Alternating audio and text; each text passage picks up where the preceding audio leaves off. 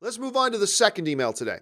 And the second email today comes to us from, speaking of Victor Drago, Viktor B writes, I was watching last night's episode of The Weekly Hero, and something you guys mentioned in passing really stuck with me.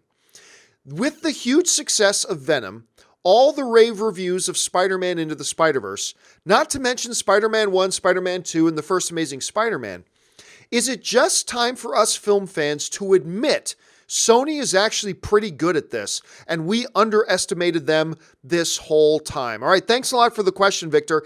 And you know what, Victor, personally, I love that you asked this question. Because if you guys remember, and I'm sure that you do, as we were approaching when Venom was going to be coming out, and everybody's saying, Venom, Sony can't do anything. Sony doesn't know how to do these movies, blah, blah. I kept telling people, guys, this is the same studio. Did they do Spider-Man 3 with Emo Peter? Yes. Did they do that Amazing Spider-Man 2 with Electro, with their Jamie Foxx Electro? Yes. But guess what? This is still the same studio that did Spider-Man 1. This is the same studio that did Spider-Man 2, which for a lot of us thought was probably the best comic book movie for a long time. This is the same studio that gave us the Amazing Spider-Man 1. That first one with Andrew Garfield was really good.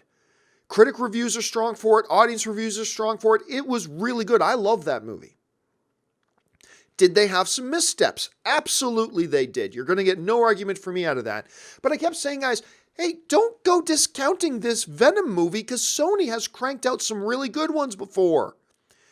But it became cool. It became this mantra went around, oh no, Sony doesn't know what they're doing. Sony doesn't know what they're doing. Sony doesn't know what they're doing.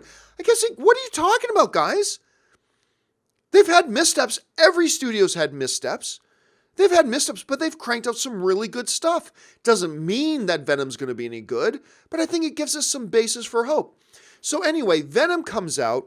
Audiences, by and large, seem to really enjoy it. Even if it didn't go over well with the critics, I liked it. The audiences seem to really like it. And it's made over $830 million. And guess what? It just might catch Spider-Man Homecoming.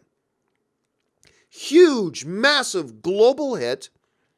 And now the reviews started coming out for Spider-Man Into the Spiderverse, which we talked about on yesterday's show. And the last I checked, it was at 100%. Now, I said there's no way it's going to stay at 100%. So let me just check this out.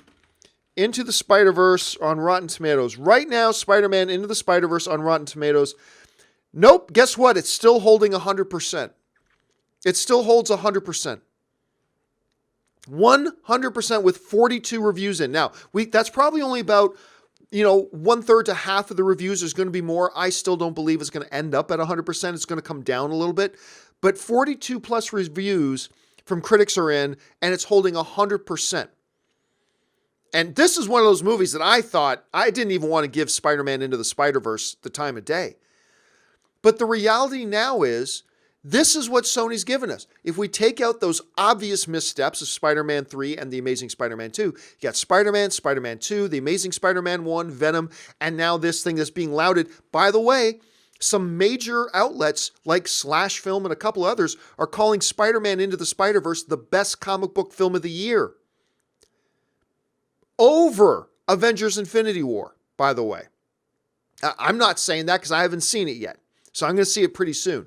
But the amazing Sony man here, look, the fact of the matter is, I think, Victor, you are right.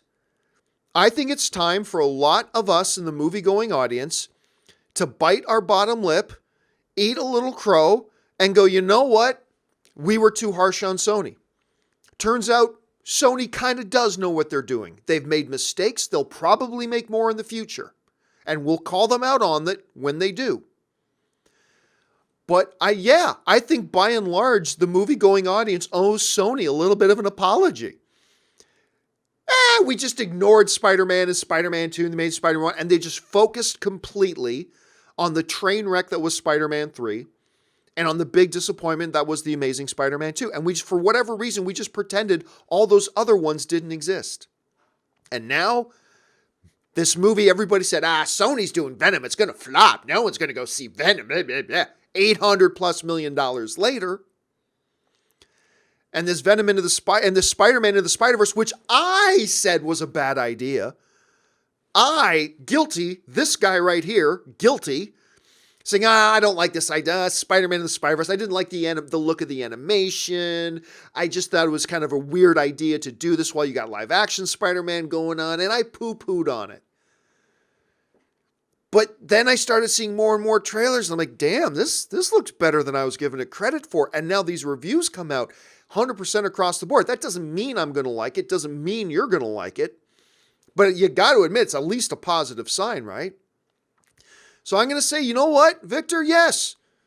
Film fans got to swallow it and go, we owe Sony an apology. They're not perfect. They've made mistakes. They're going to make more. But by and large, they've given us some pretty damn fine comic book films. Not to mention all the other types of films. But when it comes to talking about the comic book genre and if they know what they're doing, they've given us some wonderful comic book films. And it appears like they're continuing to do that. So, yeah, Victor, I think we owe them an apology. And I'll be the first one to apologize for doubting Spider-Man Into the Spider-Verse. I'll be the first one because it's looking pretty damn great. So anyway, yeah, of course they won't. Like, you're not going to see people get online and say, I owe Sony apology. You're never going to see anybody do that. We're too proud of people. But that, hey, we probably should. Anyway, let's move on now.